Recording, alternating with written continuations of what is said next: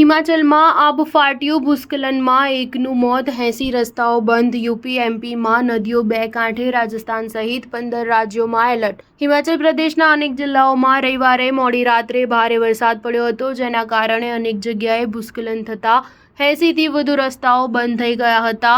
શિમલામાં મેહલી શોધી રોડ પર ભૂસ્ખલનને કારણે એક વાહન પણ કાટમાળ નીચે દબાઈ ગયા હતા.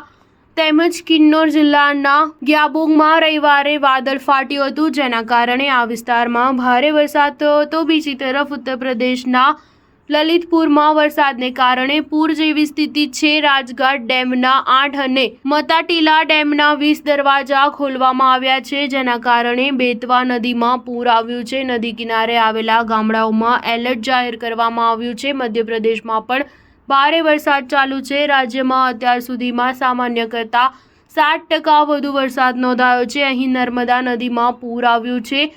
કોલાર, બરગી, સાતપુરા સહિત અનેક ડેમના દરવાજા ખોલીને પાણી છોડવામાં આવી રહ્યું છે. ભારતીય હવામાન વિભાગે સોમવારે 29 જુલાઈએ 15 રાજ્યોમાં ભારે વરસાદનું એલર્ટ જાહેર કર્યું છે. દેશના અનેક ભાગોમાં વરસાદના કારણે મુશ્કેલી સર્જાઈ રહી છે. મધ્યપ્રદેશમાં 2 ડેમના દરવાજા ખોલવામાં આવ્યા છે, જેમાં ભોપાલના કોલાર ડેમના 2 દરવાજા, બેતુલના સાતપુરા ડેમના 7 દરવાજા અને રાજગઢના મોહનપુરા ડેમના 4 દરવાજા ખોલવામાં આવ્યા છે. યુપીના લલિતપુર ખાતેના ગોવિંદ સાગર ડેમના અત્યાર સુધીમાં 16 દરવાજા ખોલવામાં આવ્યા છે, જેમાંથી 4 ગેટ રવિવારે જ ખોલવામાં આવ્યા હતા. સ્ટાર ન્યૂઝ 7 હંમેશા સચ્ચાઈની સાથે.